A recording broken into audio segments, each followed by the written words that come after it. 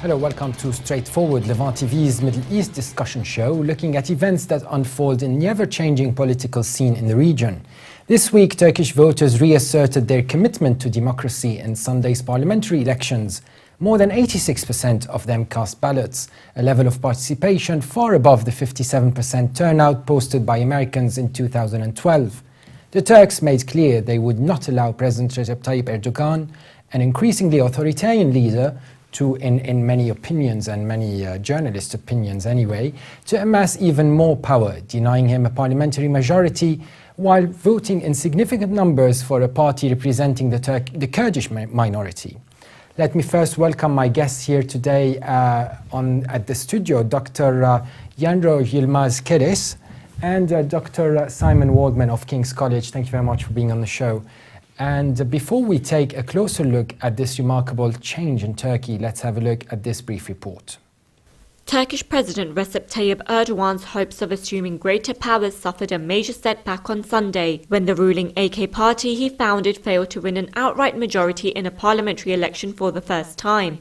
Erdogan, Turkey's most popular modern leader but also its most divisive, had hoped a crushing victory for the AKP would allow it to change the constitution and create a more powerful US-style presidency. To do that, it would have needed to win 2/3 of the seats in parliament. Instead, it has been left unable to govern alone for the first time since it came to power almost 13 years ago.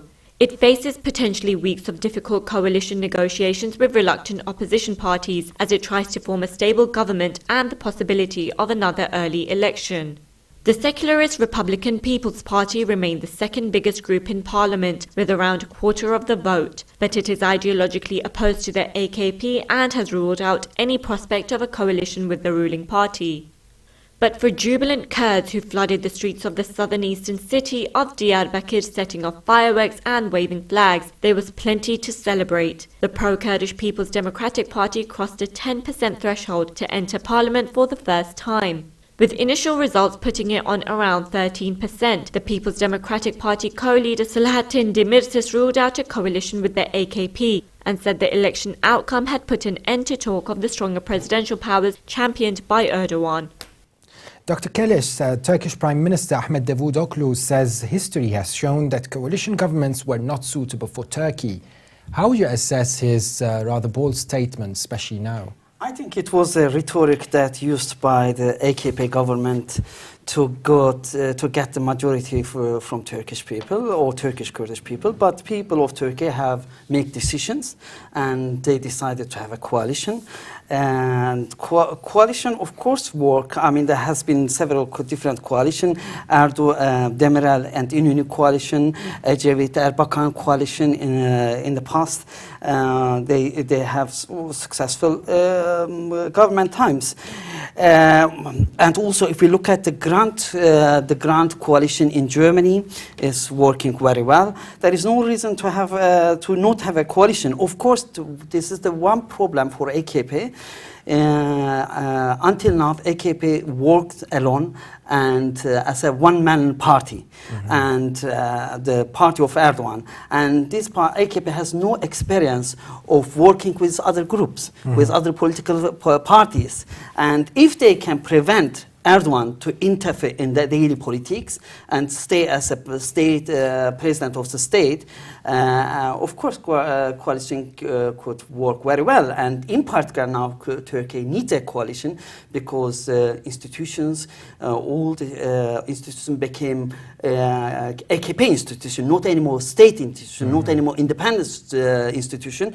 We need a partner, we need a coalition, whether with AKP and CHP or with pro-Kurdish party, HDP and Nationalist Party and Republican Party to establish a coalition to clean up the mess. But why was he negative on this occasion? Of course, they used this discourse before the election. After election, as you can follow today and yesterday, Davutoglu's statement and also today Erdogan's statements, they changed their discourse quickly and saying we need this coalition and we have to talk about this. Especially the president, of course. Yes. Dr. Waldman, in what ways could Mr. Davutoglu could be seen as being undemocratic on this occasion with this particular statement, where he sort of rejects the idea of a coalition? Well, in this statement, it's important to remember that no political party goes into elections wanting to have a coalition. That's always their worst case scenario. But now that there is a coalition scenario, in order for any government to be formed, of course, he will be more accommodating in the weeks ahead, because it's not going to happen overnight. These are going to be tough negotiations which happen between the ruling AKP party and the different possible coalition partners. And it's going to be very, very tough. Make absolutely no mistake about it. And I think that when it comes to perhaps I'm preempting a question that you may have later, what political party the AKP may go into coalition with, I think that the chances are it will be the MHP, the ultra-nationalist MHP. This is the National Movement Party, for various reasons that we could explain. But even that, they're not natural bedfellows when it comes to a coalition. There's going to be some heavy negotiation taking place. Mm-hmm. And Dr. Keller, speaking of a coalition government, tell us more about the issues that any such coalition could face, or maybe not, when it comes to a coalition between the AKP and the CHP, or the CHP and the HDP and the MHP even altogether. Firstly, this is the main problem, is the corruption. Mm-hmm. Any coalition with AKP or without AKP, they have to focus on the corruption. And there are people within the former government involved in allegedly in corruption. They should be sent to the Supreme Criminal Court. And this is the one first. Second issue is, of course, every parties have their own programs. For example, CHP has social programs. They will try to implement this, and the HDP has a program to solving the Kurdish problem in Turkey. They will talk about all these issues, but also about the freedom of expression, about the freedom of media, and how to eliminate or reduce the power of AKP government over the institutions. Mm-hmm. As I mentioned, at the moment, institution is not anymore state institutions, it is AKP institutions. Mm-hmm. And therefore, there will be hard, as you say, there will be hard discussion about this. And another issue is, of course, the position of Erdogan. Now, Erdogan went to joined to Davutoglu in the election campaign. Indeed, he lost the election. He lost his legitimacy at the moment as a president of Turkey. And whether he will stay there or not, this is another question, because some parties maybe will reject against his positions, because he's not anymore impartial. The political figures, maybe he will give up his position and come back to the AKP. I'm saying maybe, because at the moment, the people of Turkey rejected him for... Well, speaking of Turkey, well, Dr. Waldman first. I mean, lots of things were said there, most of which I agree with. The one thing that I would slightly disagree is the idea that Erdogan has lost his legitimacy, full stop. He hasn't lost his legitimacy as a president within the confines of the constitution. He's lost his legitimacy if he wants to extend the powers of the presidency. The Turkish people have clearly voted against that. But it was just last year that he was voted with over 50% of the population for him to be a president, not necessarily the president that he wants to be. So I think it's important to put that caveat there.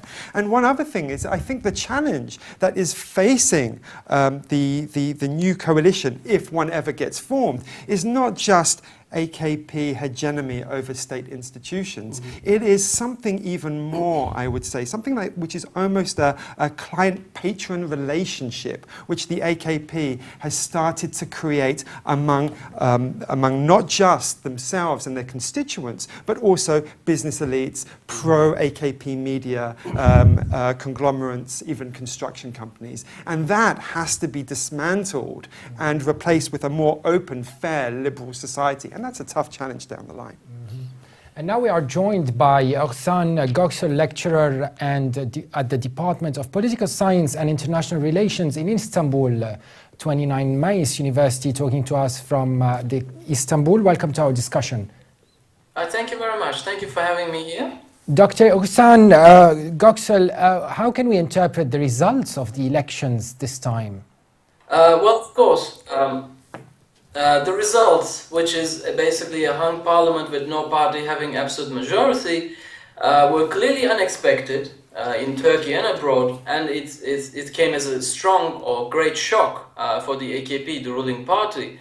After all, the party has been in power for almost 13 years, and it has gotten used to ruling as one-party government. However, based on my impressions in the first days after the election, the two main opposition parties, the secularists Kemalist CHP and the Turkish nationalists MHP, appear to have been at least as shocked as the AKP administration in the immediate aftermath of the elections. Both opposition parties are giving very mixed signals these days, seemingly unable to decide what to do with their newly gained power to dictate the fate of the next government in the country. And then there's the other front. On the other hand, the HDP, a movement that is often described as pro-Kurdish or radical democratic or simply leftist, they've been celebrating the surprising rise in their votes, almost tripling their support since the last elections in 2011, which they participated as independent candidates, of course. And the party, for the first time in the history of the Kurdish national movement and the leftist Turkish movement allied with them, it has managed to pass the dreaded 10% election threshold. And now this new major party of the parliament has a huge responsibility on its shoulders to represent not only Kurds, but also other marginalized groups of the country, such as the Alavis, Yazidis, non-Muslim groups, and also even sexual minorities, such as the LGBT groups, many of which were members of the party, and some of them were even elected members of parliament after the 7th June elections. Now, of course, many commentators are working on what we should make of the results of the elections. My understanding is that there are clear messages for both the AKP and the rising opposition parties. For the AKP, the people's message, I would say, is that the majority of the people in Turkey clearly do not want a transition to a super-presidential system as Mr. Erdogan has wished. So the first outcome we can drive from the elections is that the multi-party parliamentary system of Turkey has wide public support, certainly much more than Mr. Erdogan probably anticipated. And Mr. Erdogan has clearly lost his bid to gain more power. Now is the time for the AKP to adopt a much more compromising attitude towards opposition parties and also limit its ties with President Erdogan because simply the party can no longer form a government without the support of another party, and Erdogan's position has been jeopardized. The constitution in Turkey clearly states that the president must be neutral, but that wasn't what we saw in the election campaign as Erdogan went to the streets, clearly violated the position of president as a neutral person. For the opposition parties as a whole, the message of the ballot box could be that a considerable portion of the citizenry still support the AKP. Of course, they got almost 40% votes still, and they're the biggest party. And that the election results should not be read as a revolution of some sort, one that will end up in the complete elimination of the AKP from the scene of Turkish politics. This is not clearly not the message we should drive. The AKP still has the largest share of seats in the parliament, and it is also the one that can most easily form a coalition government. Therefore, I would say that the peoples of Turkey have clearly stated their desire for the four major parties to negotiate and compromise in the days to come, rather than endlessly fight and bicker among themselves as they've been doing so for the last decade. Yes, so, stay with us, Dr. Göksel. Let's see what our guest here, Dr. Keleş of the Center of Turkey Studies here in London, has to say in regards to what you just said. I definitely agree with you. Yeah, I mean, the AKP will not be disappeared for a long time, but we have to take into consideration that AKP is a coalition indeed in itself, like Turgut Özal Motherland Party, ANAP, and if we look at the AKP now, we can see that the Kurds are leaving the AKP. And there are also huge debate within AKP between the people who are not allowed to participate or have been 2 times, 3 times in the parliament. Now they are not in the parliament, between old and new members that are conflict. And also, you know, many Muslims, of traditional Muslim people from Milli Görüş, they stated that indeed they are not anymore within the circle of Erdogan. They are excluded from the power, and mostly he is with his small circle in the group. And many of the from Islamic side also people leaving the AKP, from the Kurdish side also. And as we know, the liberals, they have left AKP since 2010. And therefore I think AKP will have a huge conflict over the situation over the position of Erdogan in the party, because already they started to discussion between advisor of Davutoğlu and advisor of Erdogan's. But we will see, of course will not disappear, but AKP will be smaller in the future. I think that's a very optimistic assessment in terms of the future of the AKP. I think what's happened and what 40% of the vote reflects is it has gone back to its core constituency, if you like, has voted for it. And yes, it lost the floating voters of around 9–10%. But 40% is an incredibly high number of votes to receive. And, you know, this is with an AKP going into this election where it's in a state of flux, as you said, and you're absolutely right. There were some who had had 3 terms, and there's an internal AKP policy not to have anyone for longer than 3 terms. So then new politicians coming along, and then at the same time you have essentially Erdogan campaigning for a new presidency. In other words, he was saying, if you vote for the AKP and it gets into government, it won't really be the government because a new system is coming along. And still 40% of Turks voted for this party. And that's a very impressive number to receive. One other thing I would add as well, and that is what's at stake in terms of the coalition. If the coalition does not get formed, and 45 days later there's a new election which has to take place. If that's the case, then the AKP may receive an additional amount of votes because of the stability factored in there. Another thing as well is that if there is another party, whichever it be, whether it's the long shot, the HDP, or whether it's the MHP, come into a coalition, and in 1 year's time, the coalition crumbles, no doubt the AKP will be blaming that party for the reason why the government didn't work, instability, the economy collapsing, if that ever happens. Hopefully it doesn't. Do you agree, Dr. Göksel? I actually completely agree with that assessment. Why so? Among the opposition parties now, opposition parties like the CHP, MHP, HDP, all 3 of them, now there's this ongoing debate about how rational it would be for them to enter into a coalition with a party that, according to them, is in decline, and the economy seems to be performing much lower than the early years of the AKP, when Turkish economy was growing about 8–9% per year. Now it has fallen back to 2–3%. And there's certainly a very, very strong group, you know, within all 3 opposition parties, basically arguing that it probably wouldn't be wise for them to enter into a coalition with the party. And I agree that the AKP would certainly blame its partners to 1–2 years from now if the economy gets even worse. So yes, that may be one of the key reasons why the coalition may not be formed after all.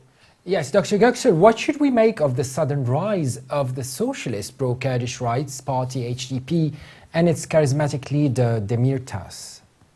Of course, I believe that the HDP is really the only clear winner of these elections, despite being the fourth largest party in the parliament.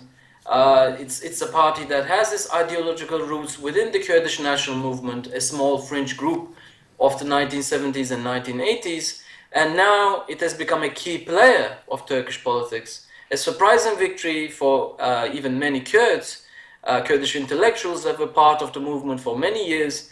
In this regard, the main question is, and I think that will be the issue that many of us will work on in the coming years, how has this success happened?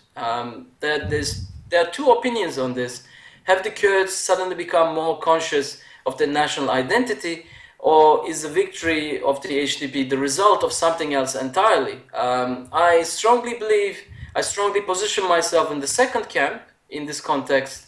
I argue that the rise of the HDP has actually nothing to do with identity politics, unlike how the Western mainstream media attempt to portray it these days. Actually, the HDP's rise began 2 years ago with the Gezi Park protests of 2013, though the party didn't even exist back then, and I'll elaborate.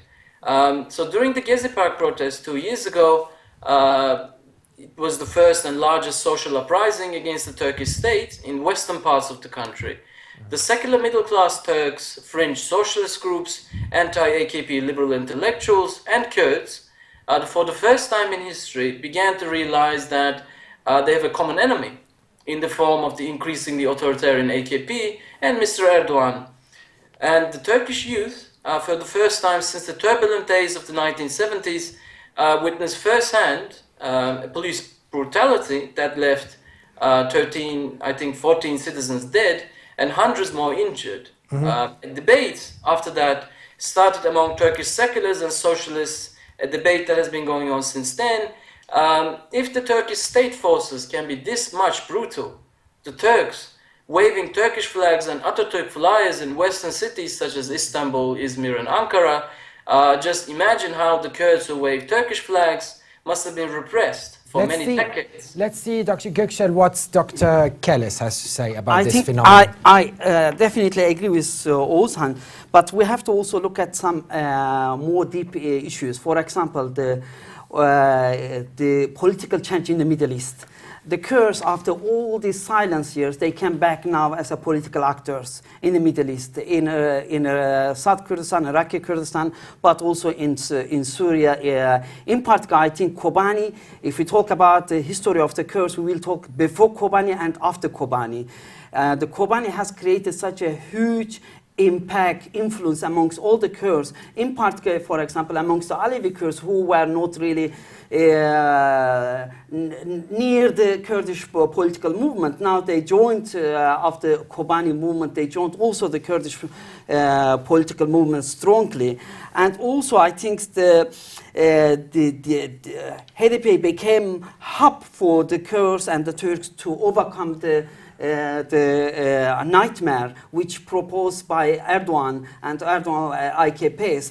And of course we have to also look at the charismatic leadership of the HDP, in particular Demirtas. He played really, with his campaign, he played very important role. He connected the Turks and Kurds. He connected different subordinated groups, subordinated ethnic religious groups, but also LGBT people and in particular women.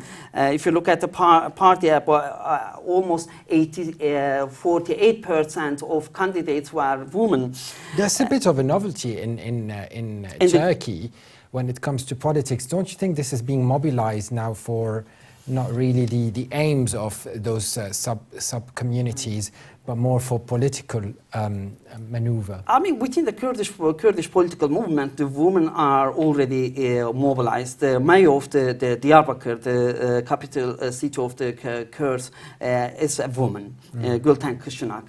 And of course, we see now there is some changes also. Many in Turkey, many women, in particular feminists, they were not interested in politics. Now, with the HDP, they started to also be a part of this movement. And from the Kurdish side and from Turkish side and from other ethnic minorities, women certainly come into the political sphere and started to talk about their demands. I think this is the new trend, really. Dr. Göksel, how is Mr. Erdogan's remaining time in office going to be affected by the election results and the resignation of his cabinet?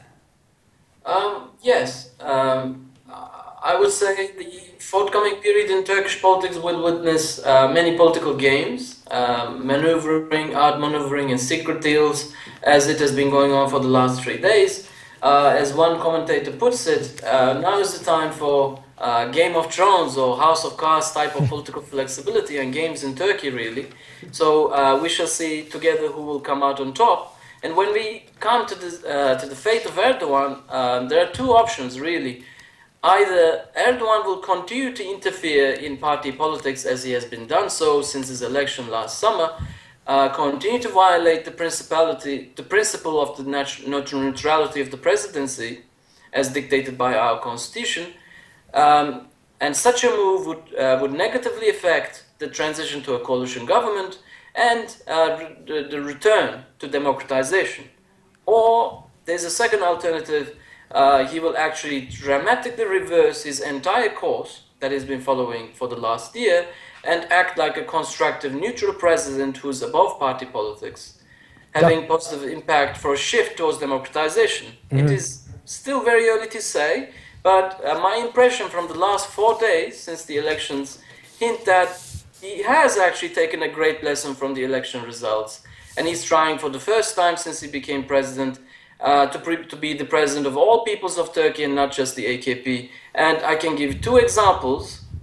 Yesterday, he tried to smooth things over between the AKP and the secular CHP for the first time, also clearly telling the CHP member, Deniz Baykal, a respected leader and former chairman of the party, that if Davutoğlu, the AKP prime minister, if he somehow fails to form a coalition in the few weeks to come, Erdogan will be happy to appoint Kılıçdaroğlu, the CHP leader, as prime minister. I guess we'll have to wait and see. Dr. Oğuzhan Göksel, lecturer at the Department of Political Science and International Relations at Istanbul 29 Mayıs University, joined us from there. Many thanks for being on the show.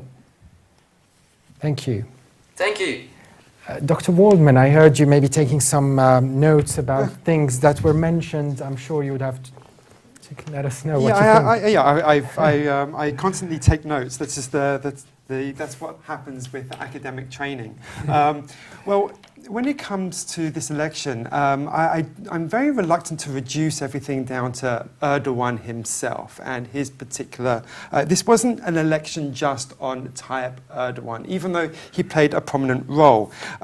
So I'm just a bit wary of that, and I think that just should be thrown out there. Something else in terms of the debate about the HDP and why it was successful. I agree with both my academic colleagues with their assertions and the comments that they made. I would like to add just a couple of things in addition to that. I think an important factor for the increase of support for the HDP was just how Demirtas conducted himself in the face of being attacked. Verbally attacked by opposition parties, especially the AKP, and physical attacks, 70 attacks against its offices, institutions, and things of that nature. And the fact that the HDP maintained respect, civility throughout the course of the campaign. In other words, they ran a very good campaign, and I think that should be acknowledged. The other factor as well for their success, and also for the rise of support and seats for the MHP, are those conservatives who are unhappy of the way in which the AKP has conducted itself. In the southeast of Turkey, there was essentially a campaign battle between the HDP and the AK Party. And the HDP won. And it managed to win those people, those Kurds, who formerly voted for the AKP. Conversely, the MHP managed to get these extra conservative votes because of nationalist Turks who were unhappy of attempts of having a peace process with the Kurds as well. So, I mean, it's important to note where those disaffected AKP votes went to, the reasons why, and a smaller percentage of those, it's sad to say, a smaller percentage of those were those who were liberally minded, the spirit of Gezi and that kind of thing, even though an important minority, this is the intellectual liberals of Istanbul, Ankara and other big cities. Dr. Kellis, as a researcher at Middlesex University, how do you see the future of the peace process between Turkish government and Kurdish actors going? Firstly, we can see that the Kurds have no any more trust to AKP because they didn't vote, they didn't support this time the AKP. Indeed, the Kurds sent the Turkish parties to home, if you analyze all the outcomes. And secondly, I think Erdogan government has no intention to solve the problem. They use this peace process to convert this, the support of the Kurds to have the majority government. And at the end of the day, now the Kurds lost their trust to Erdogan government or the AKP government. We have to keep in mind this process has started in 2009, and there is the outcome is zero. And the Kurds have they say enough is enough. It doesn't work with this government, and therefore they left the AKP government, including the person who was chairman, who was the responsible, who was the he established the AKP, one of the establisher, Mehmet Dengiroğlu. He left even the AKP, and now he's MP of HDP. Now, what will be if there will be any possible coalition between CHP and AKP? I think CHP has already declared they would like continue with the peace process, and if there will be coalition with a nationalist party and AKP, there will be more difficulties, and even the ceasefire maybe will be break down. Yeah, I would just like to add to that. I think that's a very strong assessment of the AKP and its policy towards the peace process. In other words, it's a policy of continuing the process, but not actually finalizing what is being exchanged. And there's a certain amount of political risk involved. And that's why, sadly, I think that as long as there's a coalition government, you're not going to see any kind of conclusion of the peace process. Reason being is that, one of the most important factors which Kurdish representatives always put forward consistently about the process is the release of Öcalan. And that's something which is just fraught with political risk. Another factor would be investigations into deep state atrocities against the Kurdish people, extrajudicial killings, things of that nature. There will have to be all kinds of conciliation associations and organizations to essentially dig up what happened back in the past, what happened to those thousands of Kurds who went missing and things of that nature. This is just such a it's a political minefield. So to expect any coalition to do that is, I think, far-fetched, sadly. Over the last several months, excessive use of force by the police has become all too common in Turkey.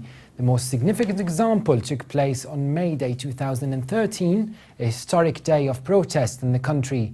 The May 1st gatherings, as well as attempts to celebrate the day in Taksim Square, were met with police violence. President Erdogan's remarks in a recent interview given on June the 2nd this year are indicative of this authoritarian tone. He said, quote, "If they have 20,000 people in Taksim today, I can bring 500,000 to Kizileshme. We have the opportunity, we have the power." The police in Europe reacts even stronger than in here. Dr. Waldman, do you think those events from 2013 are the seeds that were sowed that what brought today what is somehow seen as a fruitful result in Turkey? To some extent, that is certainly the case.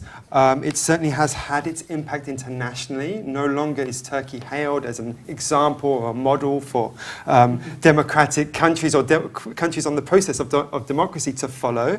There used to be a time when Barack Obama said that one of his closest international colleagues was Tayyip Erdogan. He only talks to him when he really, really needs to. So yes, it did hurt Turkey internationally in terms of its reputation. reputation, and in terms of parties like the HDP and its agenda, it did certainly ride on the waves of the Gezi Park emotions and outpouring after that. In terms of protests, I think it's something that's important to note, is that you are free to protest in Turkey.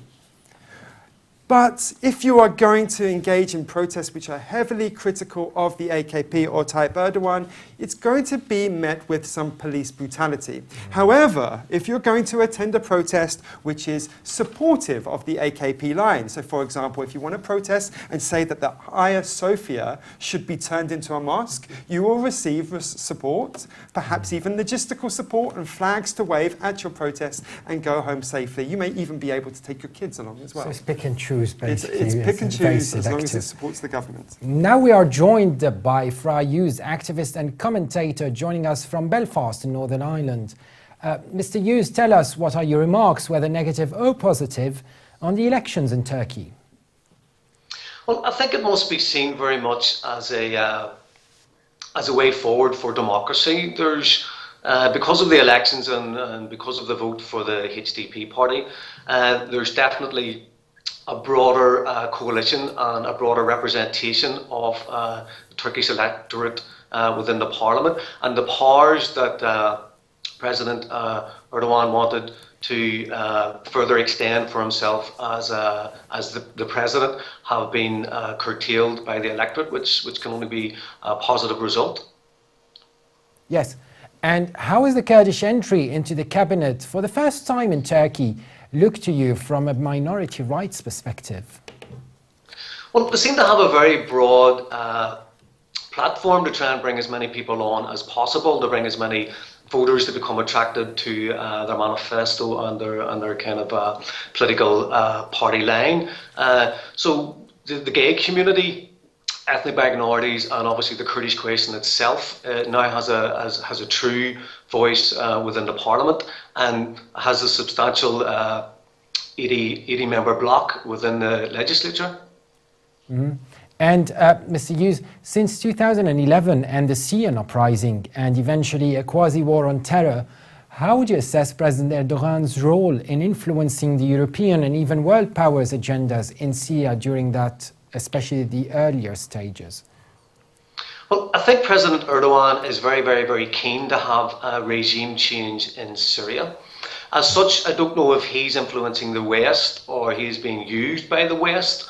Obviously, it also suits the American imperialist agenda in the Middle East to have Turkey supporting and training ISIS on one side of Syria, Israel in the Golan Heights doing the same on the other side, and parts of Jordan involved in supplying arms to ISIS. So I think very much President Erdogan would like to see the democratically elected president of Syria deposed, and to my mind he is and has been seen to be supplying arms to the terrorists of ISIS on behalf of America, who on one hand are claiming to fight ISIS, and on the other hand through Saudi Arabia and through Turkey and through Israel are actually arming, training and supplying the very people they claim to be fighting against. Fra Hughes, political activist and commentator, joined us from Belfast. Thank you very much for sharing your thoughts today. Thank you.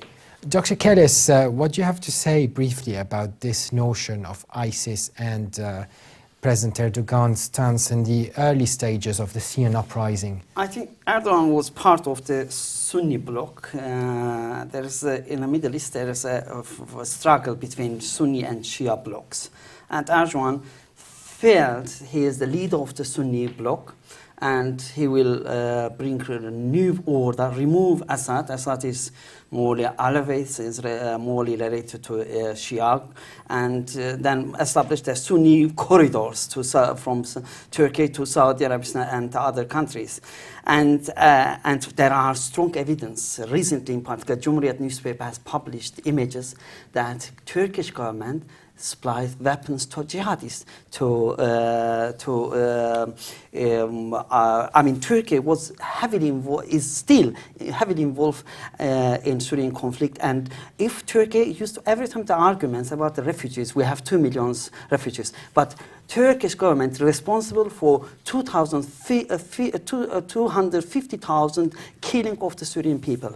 And they destabilized the regions. Assadist dictators definitely should go, but it could be in a different democratical transition. But Erdogan prevented this. Erdogan gave supplied arms to these jihadists, and at the end of days, we have this mess. As per the Telegraph newspaper here in England, one of the main reasons for the high turnout was to block President Recep Tayipp Erdogan from rewriting the constitution to enable the country to become a presidential republic. Had Mr. Erdogan's Justice and Development Party, the AKP, won the two-thirds majority it sought, many feared he would return the country to the type of authoritarian rule it experienced when the military was in power.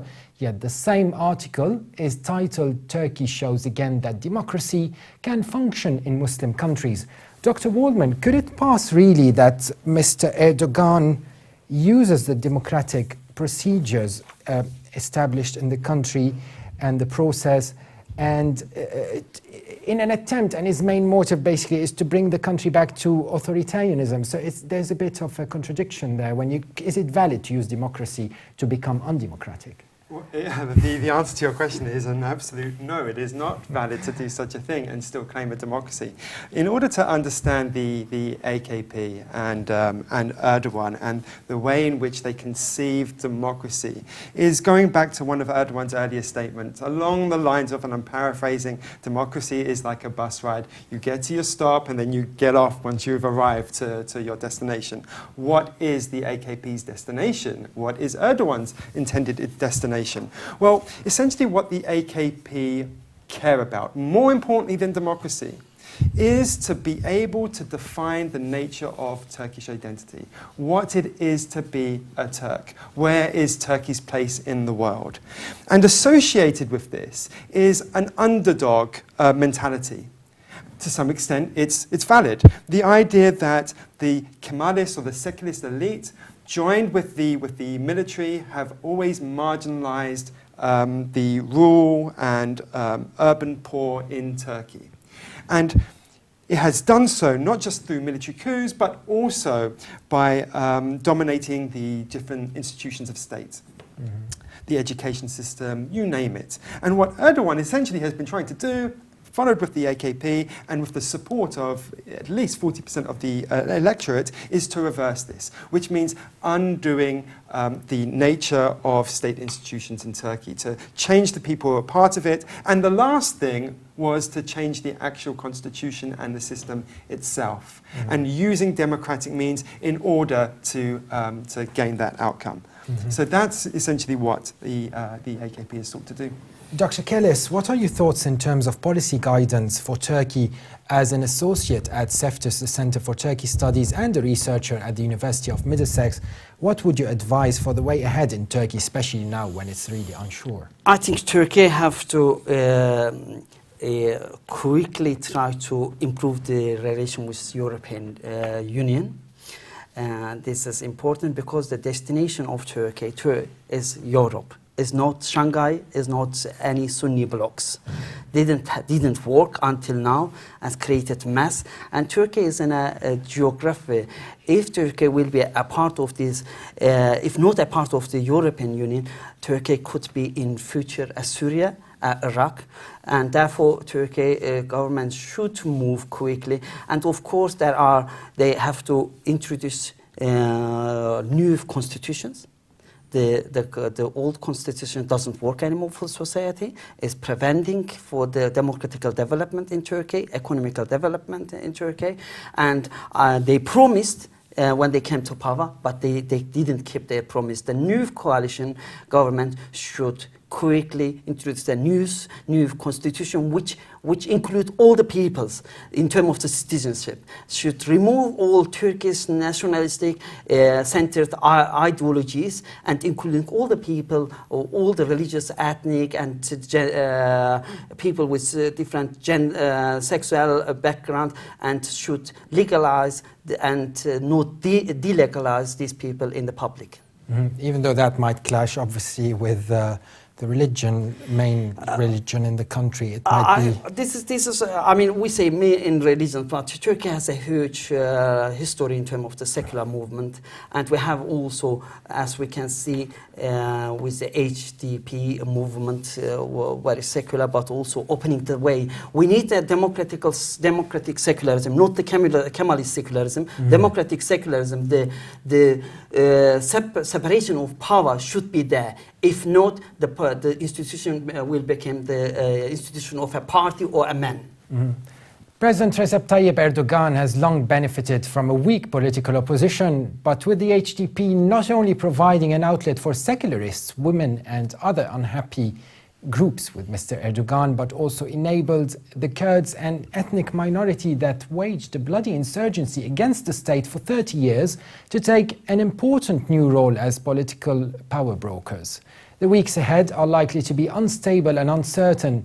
A new election may be necessary if a coalition government cannot be formed, and even if that is attained, formidable challenges persist.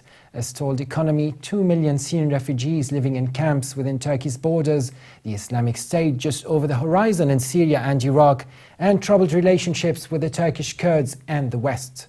As this episode comes to an end, and on this note we'll have to end our discussion today, I would like to thank our viewers and of course our guest speakers, Mr. Fra Yus, political commentator and activist, Dr. Oğuzhan Göksel, a lecturer from the University of Istanbul 29 Mayıs, and of course our guest here at the studio, Dr. Simon Waldman, lecturer in Middle East and Mediterranean Studies at King's College, and Dr. Yanrov Keles from the Center of Turkish Studies and a researcher at the University of Middlesex. Thank you very much for being on the show.